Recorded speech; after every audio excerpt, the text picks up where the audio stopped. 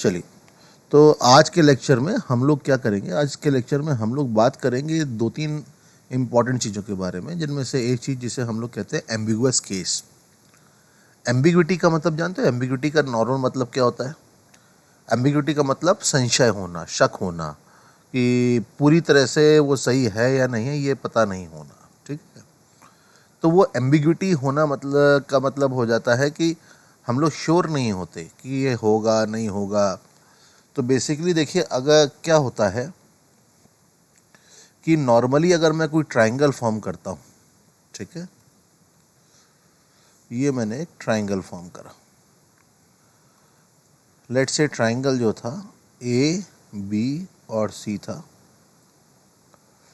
ये angle A है, ये एंगल बी है और ये एंगल सी है।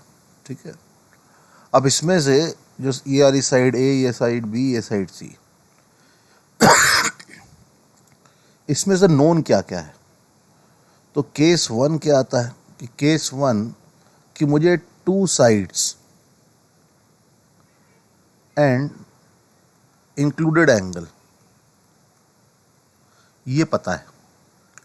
तो टू साइड्स मतलब लेट से आपको क्या क्या पद दिए दे रखा है कि आपको यहाँ पे बी दे रखा है, सी दे रखा है और एंगल दे रखा है, मतलब कोई भी दो साइड और इंक्लूडेड एंगल दे रखा है।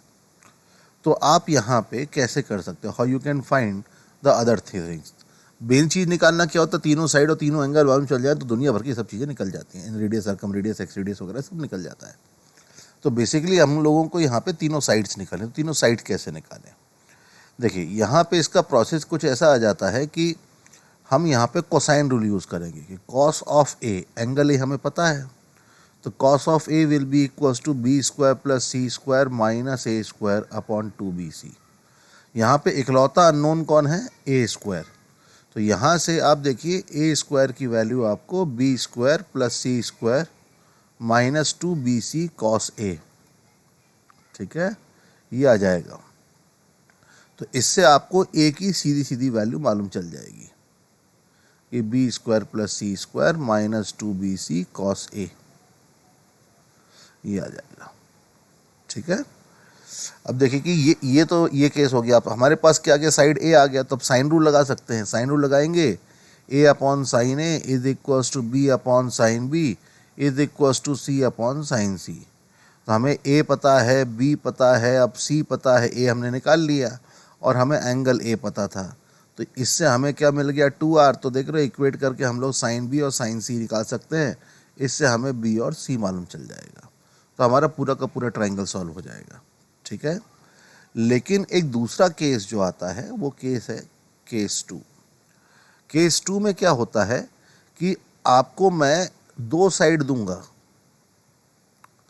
लेकिन नॉन इंक्लूडेड एंगल दूंगा।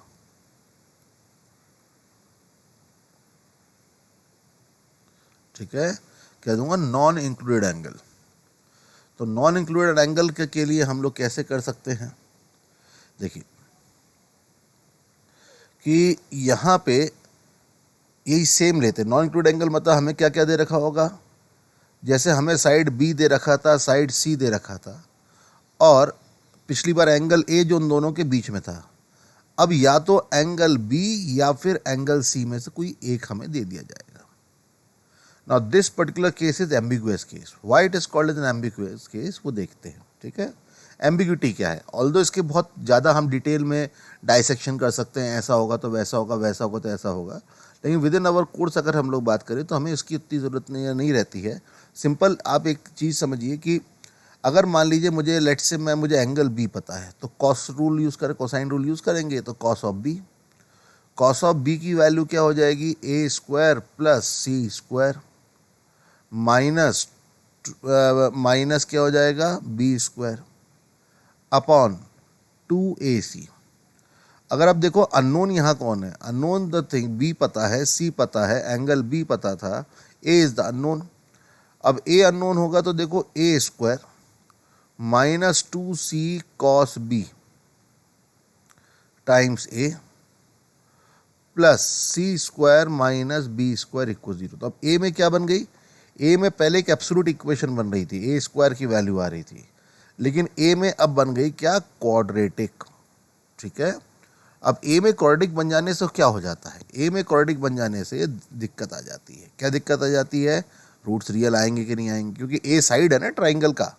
अगर ए ट्राइंगल का साइड है तो हमें पहली चीज़ रूट रियल आने चाहिए, नंबर एक, और दूसरा जो रूट आना चाहिए वो पॉजिटिव आना चाहिए। ठीक है, दो रिक्वायरमेंट हो जाती हैं। सबसे पहली चीज़ क्या, कि रूट जो आने चाहिए वो रियल आना चाहिए, और रूट जो आने चाहिए वो पॉजिटिव आना चाहिए, क्योंकि ए की वैल्यू वही हो सकती है जो एक पॉजिटिव रियल होगा। अगर पॉजिटिव रियल नहीं है तो आप ए को कैसे करोगे, बात समझ में आई। तो इस कारण से आपको यहाँ पे सबसे पहली चीज़ क्या डिपेंड हो जाता है कि डिस्क्रिमिनेंट डी, डी कितना आएगा, तो D will be equals to what, 4 times C square cos square B minus 4 times C square plus 4 time B square, ये हो जाएगा।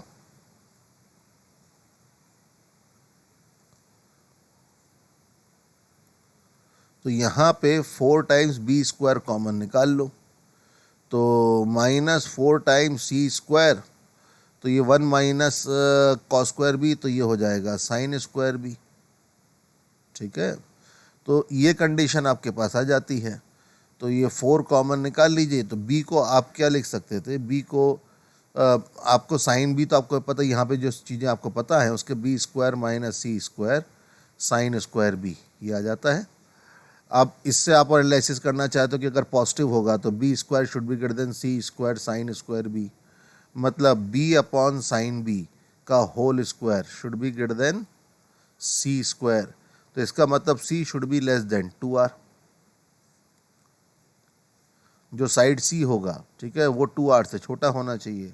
अगर 2r से छोटा होगा तो ही रूट्स पर कैसे आएंगे, पॉजिटिव आएंगे। और दूसरी चीज़, at least one of the root should be positive. तो वो सब कंडीशंस को निकालने की बजाय सिंपल सी बात समझिएगा कि यहाँ पे जब आपके पास क्या होता है, कोई आपको दे रखे हों क्या, दो साइड्स और नॉन इंक्लूडेड एंगल, तो वहाँ पे ट्राइंगल बनेगा कि नहीं बनेगा, ये थोड़ा सा क्या हो जाता है, अनसर्टेन हो जाता है कि ये जो डाटा दे रखा है वो हमेशा आंसर देगा कि नहीं देगा। ठीक है, तो आपको क्या करना है कि न्यूमेरिकली उसकी वैल्यू निकालने के लिए ए में क्या बनानी है, क्वाड्रेटिक, और इस ए की क्वाड्रेटिक के जितने पॉजिटिव रियल रूट आएंगे उतने ट्राइंगल वहाँ पे फॉर्म हो पाएंगे। अब बोलेंगे सर ट्राइंगल दो कैसे फॉर्म हो सकते हैं, तो उसके लिए मैं आपको लेके जाता हूँ ज्योमेट्रिकली। ठीक है, तो ज्योमेट्रिकली हम उसको देखिए ज्योमेट्रिकली अगर हम लोग देखें तो केस 1 हमने जो बोला था कि अगर हमें दो साइड और इंक्लूडेड एंगल दे रखा है तो हम इसे ज्योमेट्रिकली कैसे कैसे डिज़ाइन करेंगे। पहले हम ए बी बनाएंगे, ए बी मतलब साइड सी। हमें पता है कि एंगल ए कितना है, ठीक है ना, एंगल ए की वैल्यू हमें पता है। तो अगर एंगल ए हमें पता है तो हम यहाँ वर्टेक्स ए पे ए एंगल बना के ऐसे एंगल ए पे हम एक रे बना देंगे। अब हमारे पास देखो सी कितना था, ए बी, और बी वाला साइड कितना होगा, ए सी। ठीक है ना, देख रहे हो ये साइड बी साइड कितना होगा, ए सी। तो जितना लेंथ ये बी दे रखा है उतने का आर्क लेके हम लोग यहाँ पे कट कर देंगे। ठीक है, तो ये वाला पॉइंट क्या हो जाएगा, सी। अब इसको आप ज्वाइन कर दीजिए किससे, बी से, तो आपका ट्राइंगल हमेशा फॉर्म हो जाएगा, क्योंकि डाटा ऐसा दे रखा है, ये सी फिक्स आ जाएगा, ये बी आ जाएगा, ये तो ट्राइंगल हमेशा एक ना एक फॉर्म हो गई होगा जो भी वैल्यू दे दी जाए। ठीक है ना, अब लेकिन दूसरी वैल्यू ऑटोमेटिकली उसमें क्या हो जाएगा, एडजस्ट हो जाएगा, उसकी दिक्कत नहीं है। अब देखिए कि यहाँ पे लेकिन अगर केस 2 की बात करता हूँ, ठीक है, केस 2 में हमें क्या क्या दे रखा होगा, बी दे रखा होगा, सी दे रखा होगा, और एंगल लेट से बी दे रखा है। ठीक है, अब एंगल बी दे रखा है तो कंस्ट्रक्शन कैसे होगा, आपको क्या एंगल बी पता है तो आपको ये देखो ये साइड कौन सी है, ए बी, और ये वाली साइड कौन सी है, ए सी। तो हम लोग पहले क्या करते हैं, ए बी लेंथ बना लेते हैं। तो ये ए हो गया, ये बी हो गया, तो जितना लेंथ हमें दे रखा था सी हमने कर लिया। अब हमको क्या पता है, एंगल बी, तो हम लोग एंगल बी पे इस तरह से ये एंगल बी पे हम लोग एक रे बना देंगे। ठीक है, अब हम लोगों को ए सी लेंथ पता है, ए सी लेंथ पता है, तो जितना ये लेंथ बी दे रखा है उतने का हम आर्क लेंगे। ठीक है ना, वो आर्क लेके यहाँ पे प्रोटेक्टर की का पिन रख के हम उसके बाद आर्क काटेंगे। अब आर्क काटेंगे तो क्या क्या पॉसिबिलिटी है, पॉसिबिलिटी ये है कि हो सकता है आर्क आपका ऐसे शॉर्ट रह जाए, अगर आर्क ऐसे शॉर्ट रह गया तो मतलब ये कट ही नहीं कर रहा है, मतलब ट्राइंगल ही फॉर्म नहीं हो रहा है। या फिर हो सकता है कि आप आर्क काटो तो आर्क आपका ऐसे आ जाए। तो देख रहे हो कि यहाँ पे सेम लेंथ के लिए कितने पॉइंट्स मिल रहे हैं, यहाँ पे आपको 2 पॉइंट्स मिल रहे हैं सेम लेंथ के लिए, है ना। कि एक पॉइंट ये जो आपको जो सी है, सी के लिए 2 पोजीशंस मिल रही हैं, एक पोजीशन ये C1 हो गई और एक पोजीशन C2, क्योंकि ये दोनों लेंथ जो हैं ये दोनों के दोनों लेंथ B हैं। तो एंगल बी भी वही है, साइड सी भी वही है, साइड बी भी वही है, लेकिन देखो 2 सर्कल यहाँ पे पॉसिबल होंगे। या फिर ये भी पॉसिबिलिटी हो सकती है कि आप जब आर्क काटो तो यहाँ पे ऐसे ये सिर्फ टच कर जाए, तो ये आपको सी की पोजीशन मिल जाए। तो इस वाले केस में एक भी ट्राइंगल नहीं फॉर्म हो रहा है, इस वाले केस में एक ही ट्राइंगल फॉर्म हो रहा है, इस वाले केस में 2 ट्राइंगल फॉर्म हो रहे हैं। तो बेसिकली यहाँ पे आप देख रहे हो कि बेसिक हो क्या रहा है कि हमें गिवन डाटा को देख के सिर्फ ये नहीं बोल सकते कि ट्राइंगल फॉर्म होगा ही होगा, ठीक है, इट मे बी। तो आप जब या तो ज्योमेट्रिकली बनाओगे या एल्जेब्रिकली इवेलुएट करोगे, दोनों केस में यहाँ पे एम्बिग्विटी रहेगी। तो इसी चीज को हम लोग बोलते हैं एम्बिगुअस केस, ठीक है। The question given is the side B is given, side C is given and the angle B is given, find number of triangles formed. ठीक है, नंबर ऑफ ट्राइंगल्स कितने होंगे ये हमें बताइए। अगेन 2 साइड दे रखे हैं और नॉन इंक्लूडेड एंगल दे रखा है, तो ये एम्बिगुअस केस हो सकता है। तो इसके सॉल्यूशन के लिए हम लोग क्या करेंगे, इसके लिए हम लोग सिंपल वही cosine rule cos of B लिखेंगे। कॉस ऑफ बी कितना हो जाएगा, A square plus C square minus B square upon 2ac। तो जितनी ए के पॉजिटिव वैल्यूज आएंगी उतने यहाँ पे ट्राइंगल फॉर्म हो जाएंगे। तो cos B that is B is π/3, तो कॉस बी कितना हो गया 1/2 is equals to A square plus C square that is 16 minus B square that is equals to 9 whole divide by 2 into a into c की value है 4। तो ये 2 चला गया। तो देखो यहाँ पे 4a is equals to A square, 16 में से 9 चले गए तो कितना बचा 7। तो यहाँ पे a square minus 4a plus 7 equals to 0, ये 2 वैल्यूज आ रही हैं। अब अगर तुम देखते हो तो इसको हम लोग a square minus 4a plus 4 is equals to -3 ऐसा आ जाएगा। या फिर देख सकते हो कि यहाँ पे डी कैसा है, नेगेटिव आएगा, ठीक है। नहीं तो आप ये भी देख लो कि a-2 का होल स्क्वायर इक्वल्स टू -3, तो कोई भी रियल रूट यहाँ पे नहीं आने वाला है, ठीक है। तो कोई भी रियल रूट नहीं आने वाला है, इस कारण से क्या हो जाएगा कि number of triangles formed will be what, that will be equals to 0, ठीक है। समझ में आया सबको। चलो करके देखते हैं इसको करेंगे तो देखो क्या हो जाएगा कि यहाँ पे cos of a is equals to b square, that is cos of a will be equals to b square that is 64 plus c square minus a square 49 divided by 2 into 8 into c। cos 30 कितना हो जाता है √3/2, √3/2 is equals to a, 64 में से 49 चलेगा तो कितना बचा 15 प्लस सी स्क्वायर अपॉन 16c। तो 2 हटा दो तो ये बचेगा 8, क्रॉस मल्टीप्लाई कर दो तो c square minus 8√3c plus 15 equals to 0, ये आ जाएगा। अब यहाँ पे देखो कि c की जो यहाँ पे c जो आएगा वो c कितना, इसको हम लोग कंप्लीटिंग द स्क्वायर से करोगे तो ज़्यादा आसानी से हो जाएगा। तो 2 इंटू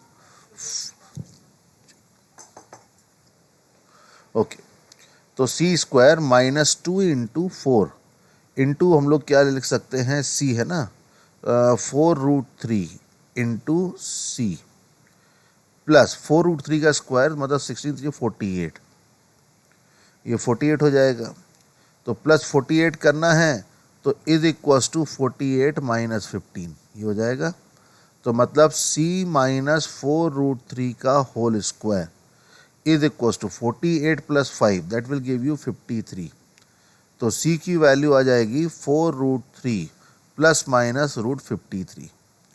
अब ये हमें देखना है कि यहाँ पे कितनी वैल्यू हमें पॉजिटिव मिल रही है, ठीक है।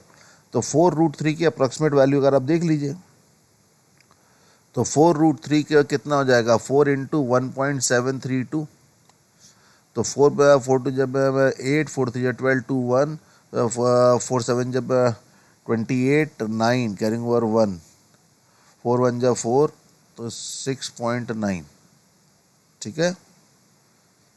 तो यहाँ पे अगर आप देखो कि इससे हमारे पास क्या हो जाता है कि ये वैल्यू हमारे पास आ जाती है, ठीक है ना। 6.9628 4√3 √53, सारा कैलकुलेशन एक बार चेक। ओके, थोड़ा कैलकुलेशन में मैं आ रही थी कि यहाँ पे 48 - 15 होगा तो ये आपका 33 आ जाएगा। तो 4√3 प्लस माइनस √33, तो इसकी वैल्यू अप्रॉक्सीमेट वैल्यू 6.9293 के आसपास आ रही है, और इसकी अप्रॉक्सीमेट वैल्यू जो रहेगी वो 6 से छोटी, this will B less then 6। तो इस कारण से दोनों के दोनों रूट जो आएंगे वो कैसे आएंगे, पॉजिटिव रूट आएंगे। तो number of positive real values will be equals to what, that will be 2। तो number of triangles will be 2। आप इसको ऐसे भी कर सकते थे कि देखिए a upon sine A will be equals to b upon sine B, ये होता ही होता है, ठीक है। तो a upon sine A is equals to b upon sine B. तो देखिए a की वैल्यू साइन ए 30 डिग्री है, तो नीचे तो हो गया 1/2, ठीक है। और a की वैल्यू कितनी दे रखी थी, 7 is equals to 8 upon sine B, ठीक है। तो ये आपका कितना हो जाएगा, this will be equals to, यहाँ से आपको साइन बी की वैल्यू कितनी आ जाएगी, साइन बी की वैल्यू जो आ रही है that is equals to 7 by, sine B will be equals to 4/7 आ रहा है। अब साइन बी 4/7 है, तो समझिएगा कि क्या होगा, साइन बी की वैल्यू अगर 4/7 आ गई तो आपको दो एंगल मिलेंगे, ठीक है। You will get 2 angles, one angle will be equals to sine inverse of 4/7, let's call it as alpha, and another angle will be pi minus alpha, क्योंकि साइन अल्फा और साइन पाई माइनस अल्फा दोनों की value same है। Alpha अगर एक acute angle है तो आपके पास बी के कितने वैल्यूज आ रहे हैं, बी के 2 वैल्यूज आ रहे हैं। तो बी के 2 वैल्यूज आ रहे हैं, ए की एक वैल्यू है, तो आपके पास कॉरस्पॉन्डिंगली सी की भी कितनी वैल्यूज आएंगी, 2 वैल्यूज आएंगी। तो यहाँ पे कितने ट्राइंगल पॉसिबल है, 2 ट्राइंगल पॉसिबल होंगे, ठीक है। तो this can be an alternate वे। देखिए कि अगर हम लोग बोलते हैं तो यहाँ पे क्या हो जाएगा, cos of B will be equals to a² plus c² minus b² upon 2ac। तो इससे a² की क्वाड्रेटिक बनेगी a² minus 2c cos b times a plus c² minus b² equals to 0। अब इसके दो रूट्स हैं a1 और a2, तो mod of a1 minus a2 will be equals to what, that will be equals to under root of a1 plus a2 का whole square minus 4 a1 a2। तो sum of roots यहाँ पे देखो, सम of roots कितना आ रहा है, 4 times c² cos square b minus 4 times a1 a2, that is the product of the roots, that is c² minus b², ठीक है। तो ये आपका ये बन जाता है। तो यहाँ पे 4 कॉमन बाहर निकालो तो 2, तो under root of c² cos square b minus c² plus b²। ऐसे 2 times under root of b² अलग लिया माइनस c² कॉमन लिया, तो 1 माइनस कॉस स्क्वायर b आ जाएगा। तो that will give you 2 times under root of b² minus c², ये आपका साइन स्क्वायर b। तो this is the value of mod of a1 minus a2 जो हमको प्रूव करना था, ठीक है। तो हेंस प्रूव्ड।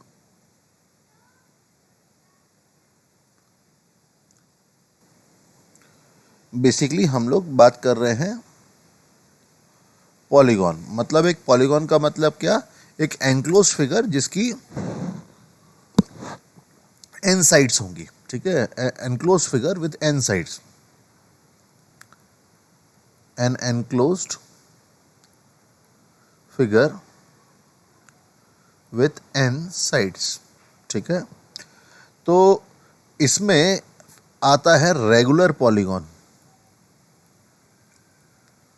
रेगुलर पॉलीगॉन में when all sides are equal, ठीक है, सारी साइड्स क्या होती हैं, इक्वल होती हैं, तो उसे हम लोग कहते हैं रेगुलर पॉलीगॉन। ठीक है, अब जब ये रेगुलर पॉलीगॉन हमारे पास आ जाता है, तो जैसे मैं देखो यहाँ पे अलग triangle is the smallest polygon that is possible. ठीक है, इसका स्क्वायर रेगुलर पॉलीगॉन से बात करें, स्क्वायर आता है, पेंटागन आता है, हेक्सागन आता है, हेप्टागन, डेकागन, ऑक्टागन, नैनोगन, डोडेकागन, ऐसे करके आपके सब अलग अलग आते, जितने साइड्स रहेंगे उसके हिसाब से। तो अगर एन साइड का रेगुलर पॉलीगॉन है तो उसमें समझिएगा कि क्या होगा कि अगर एक रेगुलर पॉलीगॉन होगा तो उसमें 2 सर्कल पॉसिबल होंगे। ठीक है, वो सर्कल की सिमेट्री है, सिमेट्री का अर्थ तो इसका एक सेंटर होगा, तो एक सर्कल होगा जो सारी वर्टाइसेस से पास करेगा, और एक ऐसा भी सर्कल होगा जो सारी वर्टाइसेस को क्या करेगा, टच करेगा।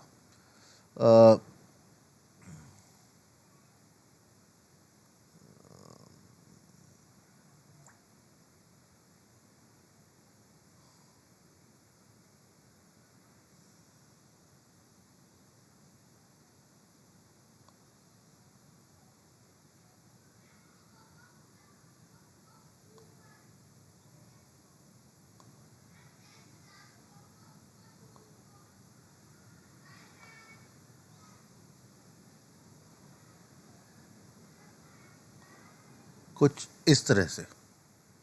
ठीक है, अब ये क्योंकि फिगर भी एग्जैक्ट नहीं है, मैं इस फिगर को भी थोड़ा सा एडजस्ट करने को, चलिए फॉर द टाइमिंग अपन इसको ऐसा इस तरह से मान सकते हैं। ठीक है, तो यहाँ पे देखिए कि एक ऐसा सर्कल है जो सारी वर्टाइसेस से पास कर रहा है, तो ये लेकिन ये किस में पॉसिबल होगा, सिर्फ ये डेफिनेटली पॉसिबल होगा रेगुलर पॉलीगॉन में। ठीक है, एक ऐसा सर्कल, इसे हम लोग कहेंगे क्या, सरकम सर्कल। और एक ऐसा सर्कल जो सारी साइड्स को इंटरनली टच करे, इसे हम लोग कहेंगे इन सर्कल। रेगुलर पॉलीगॉन के केस में सरकम सर्कल और इन सर्कल दोनों कॉन्साइड करेंगे, इनका सेंटर सेम रहेगा। ठीक है, तो देख रहे हो अगर ये टच कर रहा है तो टेंजेंट है ना, तो ये 90 डिग्री रहेगा, तो ये इसका इन रेडियस आर और ये इसका कैपिटल आर होगा। ये तो ये कैपिटल आर है, ये कैपिटल आर है, तो ये वाला क्या होगा, स्मॉल आर होगा, और ये साइड होगी क्या, ए। तो इसके अलावा और क्या क्या चीज़ें होती हैं, देखिए हर साइड यहाँ पे सेंटर पे ये कोई एंगल सबटेंड करेगा। ठीक है, तो this is called as the central angle of any side. ठीक है, अगर रेगुलर पॉलीगॉन नहीं है तो हर साइड का ये एंगल अलग अलग आएगा, लेकिन अगर रेगुलर पॉलीगॉन है तो ये एंगल क्या आएगा, सेम आएगा। कितने एंगल, कितने साइड्स हैं, एन साइड्स हैं, तो आपके एन सेंट्रल एंगल्स बनेंगे। हर एंगल क्या आएगा, सेम फॉर रेगुलर पॉलीगॉन। अगर रेगुलर पॉलीगॉन नहीं है तो सारे अलग अलग आएंगे। तो टोटल जो रहेंगे, टोटल सेंट्रल एंगल्स जो रहेंगे वो कितने हो जाएंगे, उनका सम हो जाएगा n theta, sum of all central angles. लेकिन उन सब का सम क्या आना चाहिए, 2 पाई। तो जो आपका एन होगा वो कितना हो जाएगा, 2 पाई बाई थीटा, या फिर सेंट्रल एंगल को आप 2 पाई बाय एन बोल सकते हो। ठीक है, अच्छा इसके अलावा ये वाला जो एंगल होता है, this is called as internal angle. ठीक है, internal angle of a polygon. तो ये हम लोग कैसे निकालें, अब देखो यहाँ पे हर साइड सेंटर के साथ क्या बनाएगा, एक ट्राइंगल बनाएगा। तो ये ट्राइंगल बनाएगा, तो देख रहे हो ये ट्राइंगल का एक एंगल और ये एक एंगल, इन तीनों का सम कितना होगा, और ऐसे कितने ट्राइंगल फॉर्म होंगे। जैसे फॉर एग्जांपल मैंने यहाँ पेंटागन बना रखा है, तो यहाँ पे 5 ट्राइंगल होंगे, और पांचों के पांचों ट्राइंगल्स के सम ऑफ एंगल्स का सम कितना होगा, पाई होगा। ठीक है, सो एन साइडेड पॉलीगॉन कितने ट्राइंगल बनाएगा, एन ट्राइंगल बनाएगा। तो sum of all angles will be equals to what, n pi. हर्ट का सम कितना है, पाई है, कितने ट्राइंगल हैं, एन। लेकिन ये एन पाई में सारे internal angle, sum of internal angle plus sum of central angle ये होगा, ये सारे एंगल्स का सम, तो ये सम ऑफ इंटरनल एंगल हो गया। ठीक है, और ये बाकी सेंट्रल एंगल्स का सम हो गया। इन सब को मिला के एन पाई हो रहा है, लेकिन सेंट्रल एंगल्स का सम कितना बनेगा, 2 पाई, क्योंकि कंप्लीट रोटेशन हो रहा है सारे सेंट्रल एंगल का सम। तो इस कारण से sum of all interior angles will be n-2 into pi. ये किसी भी पॉलीगॉन के लिए ट्रू रहेगा। अगर कोई भी पॉलीगॉन है, भले ही वो रेगुलर हो या ना हो, sum of all interior angles, sum of all the interior angles of a polygon will be n-2 into pi. अब इसके बाद इफ रेगुलर पॉलीगॉन, अगर रेगुलर पॉलीगॉन होगा तो ये सारे एंगल्स क्या आएंगे, सेम आएंगे, अल्फा अल्फा अल्फा अल्फा आएंगे। तो सबका सम कितना होगा, n अल्फा, तो therefore with it will be n-2 पाई। तो अल्फा की वैल्यू कितनी हो जाएगी, n-2 into pi by n। This is the value of interior angle of a regular polygon. जैसे अगर मैं आपसे बोलूं कि लेट से स्क्वायर की बात करते हैं तो n कितना हो जाएगा, 4, तो n इक्वल्स टू 4 के लिए अल्फा देखो कितना आ रहा है, 4-2 दिस 2 इंटू पाई अपॉन 4, तो 2 पाई बाय 4 मतलब कितना, पाई बाय 2। तो देख रहे हैं स्क्वायर में सारे एंगल 90 डिग्री हो जाते हैं। पेंटागन में जाएंगे, n की वैल्यू 5 के लिए, 5 के लिए देखिए कितना हो जाएगा, 5-2, तो ये हो जाएगा 3 pi by 5, pi by 5, pi by 5 का कितना एंगल हो जाएगा, ये टोटल आपका 108 डिग्री बन जाएगा। जितना n बढ़ाते जाओगे उतना उतना ये एंगल बढ़ता जाएगा, ठीक है, कॉरस्पॉन्डिंगली निकलता जाएगा। तो कुछ क्वेश्चन आपको ऐसे मिल सकते हैं कि भाई कॉरस्पॉन्डिंगली इंटीरियर एंगल बता दो उससे, या फिर सम ऑफ इंटीरियर एंगल पूछ लेंगे, सेंट्रल एंगल कितना होगा, ये सब चीज़ें पूछ लेंगे एंगल रिलेटेड। अब अगर मैं ये देखो कि ये कौन सा ट्राइंगल, ये OAB, ट्राइंगल OAB, तो मैं इस ट्राइंगल OAB को मैं अलग से बना रहा हूँ, ठीक है ना, जो आपको फिगर दिख रहा है उसके हिसाब से मैं ट्राइंगल OAB अलग से बना रहा हूँ। ओके, तो वो जो ट्राइंगल OAB था जो भी ऊपर हमने बात करी थी, वो वाला ट्राइंगल हम लोगों ने यहाँ दोबारा कंस्ट्रक्ट करा, अलग से देख पाए, हम एनलार्ज करके देख पाए, इसके लिए ऐसा बना दिया, ठीक है।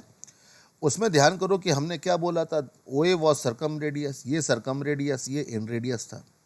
लेकिन बताओ ये वाला ट्राइंगल क्या हो, ये वाला एंगल कितना आएगा, अगर रेगुलर पॉलीगॉन है तो ये वाला एंगल कितने आना है, 2 पाई बाय n। लेकिन ये ट्राइंगल आइसोस्केलेस है तो एल्टीट्यूड जो होगा वो एंगल बाइसेक्टर भी होगा, तो ये वाला एंगल पाई बाय n और ये वाला एंगल भी पाई बाय n। और ये क्योंकि ये आइसोस ट्राइंगल ये मीडियन होगा तो टोटल साइड अगर a थी, if this total side was a, तो this will B a/2 and this will B a/2 हो जाएगा ये। तो यहाँ से अगर हम देखते हैं तो देखो सबसे पहले अगर मैं बोलूँ 10 पाई by n, 10 pi by n की वैल्यू कितनी हो जाएगी, a/2r, तो r की value 1/2a cot pi by n। This is the formula for the in radius of the regular polygon, ठीक है, ये आपका इन रेडियस हो जाएगा रेगुलर पॉलीगॉन का। यही चीज़ अगर मैं बात करूं किसकी, साइन पाई बाय n की, तो साइन पाई बाय n क्या हो जाएगा, a/2 divide by capital R, longest side is r। तो यहाँ से कैपिटल R की value a/2 cosec pi by n आ जाएगी। कॉसेक की वैल्यू हमेशा 1 से बड़े आने वाली है, तो इस कारण ये r जो होगा वो a/2 से बड़ा ही आएगा, ठीक है। ये सर्कम रेडियस आ गया, ये इन रेडियस आ गया। अब जहाँ तक बात है कि और क्या क्या निकालना चाहोगे आप, उसके अलावा सर्कम रेडियस आ गया, इन रेडियस, एरिया ऑफ ट्राइंगल निकाल लो। इस ट्राइंगल का एरिया कितना होगा, 1/2 product of adjacent side. Adjacent side कौन कौन सी हैं, r इंटू r, ठीक है, into angle between them that is sine of 2 pi by n। ये भी लिख सकते हो, या फिर आप इसको ऐसे भी लिख सकते हो, 1/2 बेस हो गया a, एल्टीट्यूड कितना हो गया r। तो बताओ ये कितना हो जाएगा, दोनों को हम एक्सपेंड करके देखते हैं। तो 1/2 कैपिटल R, आप इसे 1/2 r square sine 2 pi by n ये लिख सकते हो। This is in terms of circum radius. अगर आप इसको साइड के टर्म्स में लिखना चाहते हो तो 1/2 a इंटू स्मॉल r की वैल्यू कितनी थी, 1/2 into a cot of pi by n, ठीक है, ये था। तो इसको आप लोग सिंप्लीफाई करोगे तो ये आपका हो जाएगा a²/4 cot pi by n। This is in terms of what, side, side a के टर्म्स में, सर्कम रेडियस के टर्म में। अगर इन रेडियस के टर्म में चाहिए तो इन रेडियस के टर्म्स में भी आप यहाँ पे से चेंज कर सकते हो। मतलब एरिया ऑफ ट्राइंगल के लिए circum radius, in radius, what ever data is given you can convert in those terms. लेकिन ऐसे कितने ट्राइंगल बनाएगा रेगुलर पॉलीगॉन में ऐसे एंड, तो इस कारण से एरिया ऑफ पॉलीगॉन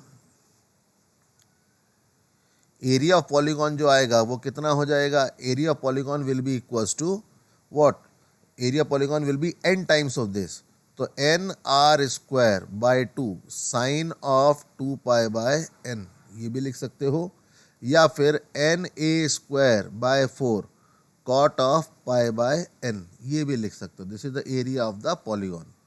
तो पॉलीगॉन का एरिया, साइड, मतलब देखिए होगा क्या, इन रेडियस, सरकम रेडियस या साइड में से और ये एन में से, इन चार में से कोई 2 या 3 चीज़ें आपको दी जाएंगी और बाकी निकालने को बोला जाएगा. ठीक है, तो वो कैसे बोला जा सकता है, क्या बोल सकता है, क्वेश्चन टू क्वेश्चन क्या करेगा, वेरी करेगा. ठीक है, okay. Now this is MN theorem. MN theorem में यहाँ पे क्या क्या दे रखा है कि ये यहाँ पे एक ट्राइंगल एबीसी दे रखा है.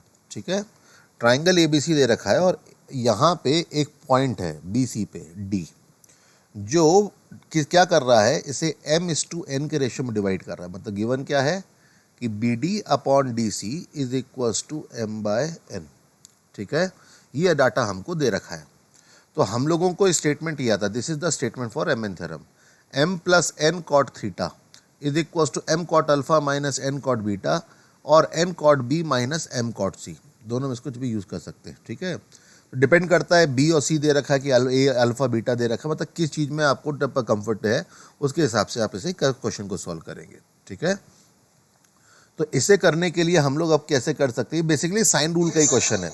ठीक है, this is the question of sine rule, this is no other thing in it. देखो ये थीटा दे रखा है, तो ये वाला एंगल जो होगा, अगर आप, हम पहले अल्फा और बीटा के टर्म्स में करते हैं, अल्फा और बीटा के टर्म्स में करते हैं, तो देख रहे हो कि इस वाले एंगल को मैं क्या लिख सकता हूँ, थीटा माइनस अल्फा. क्यों, alpha plus B will be equal to theta. ठीक है, और ये थीटा ये बी है, तो एंगल सी को हम लोग क्या लिख सकते हैं, पाई माइनस थीटा प्लस बीटा. ठीक है, हम लोग थीटा अल्फा और बीटा के टर्म्स में एक्सप्रेशन बना रहे हैं. तो इन दोनों ट्राइंगल में कॉमन कौन है, BD. तो मैं साइन रूल अप्लाई करके दोनों जगह से BD निकालता हूँ. ठीक है, तो in triangle ABD, triangle ABD में क्या होगा, ट्राइंगल ABD में अगर आप देखते हैं तो यहाँ पे AD अपॉन उसके अपोजिट का angle sine of theta minus alpha is equals to क्या हो जाएगा, BD अपॉन उसके अपोजिट एंगल साइन अल्फा. ठीक है, तो इससे AD की वैल्यू आ जाती है BD sine theta minus alpha upon sine alpha. Now in triangle ADC, triangle ADC में आप देखिए कि यहाँ पे क्या हो जाएगा, AD upon sine of pi minus theta plus beta will be equals to DC upon sine beta, ये हो जाएगा. तो इससे आप AD की वैल्यू निकालोगे तो ये आ जाता है DC sine of theta plus beta upon sine beta. अब ये दोनों जगह से AD को इक्वेट कर दो, तो देख रहे हो कि BD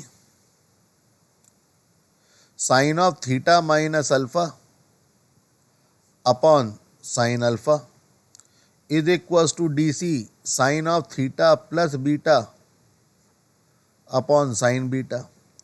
अब BD अपॉन DC m/n है, तो मैं BD को क्या लिख सकता हूँ, m लैम्डा, और DC को क्या लिख सकता हूँ, n लैम्डा. तो यहाँ रख दो BD, तो दोनों जगह से लैम्डा कैंसिल हो जाएगा, तो ये m sine of theta minus alpha upon sine alpha is equals to n times sine of theta plus beta upon sine beta, ये आ जाएगा.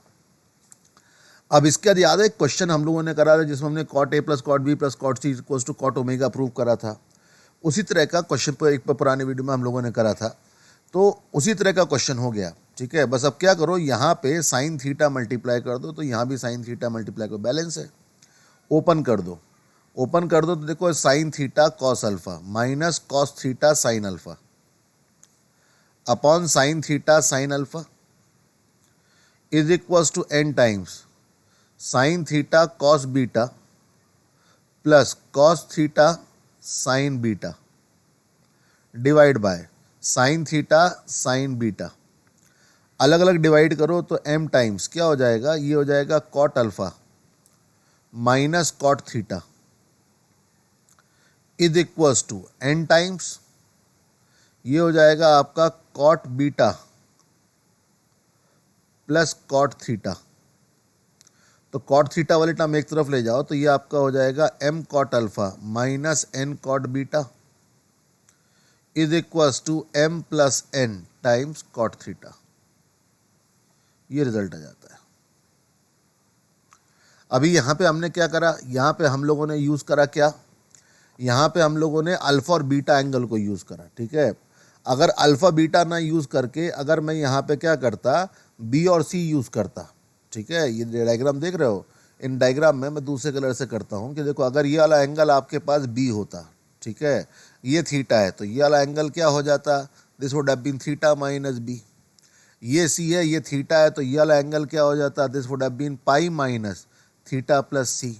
और साइन रूल में अगर आप ये एंगल्स यूज़ करते कि ये वाला एंगल कितना था, सी था, और ये एंगल आपको थीटा दे रखा है, तो अगर आपने इनको यूज़ करा होता तो जो रिजल्ट है वो आपके बी और सी के टर्म्स में आ जाता।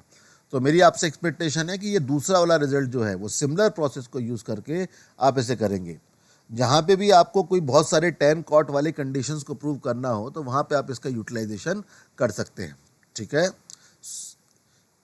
चलिए, तो थ्योरेटिकली यहाँ पे एसओटी हम लोग का पूरा होता है, और एक वीडियो मैं और बनाऊंगा जिसमें हम लोग R1 R2 R3 के रिलेशंस वाले क्वेश्चन जो होते हैं, ट्रांसफॉर्मेशंस वाले क्वेश्चंस होते हैं, उनके हम लोग कुछ एग्जांपल्स लेंगे और उसके फिर हम उसे क्लोज डाउन करेंगे। ओके, तो see you in the next time, see you.